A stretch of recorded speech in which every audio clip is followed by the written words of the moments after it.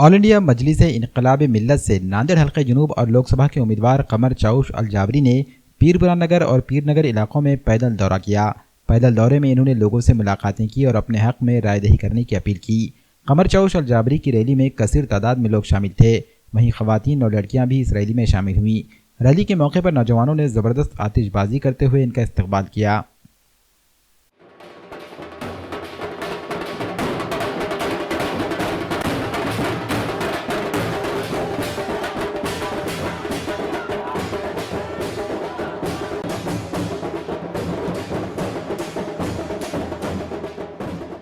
अल्हम्दुलिल्लाह हर रोज़ मजलिस इनक़लाब को लोगों का बहुत सपोर्ट, बहुत प्यार, बहुत दुआएं मिल रही है।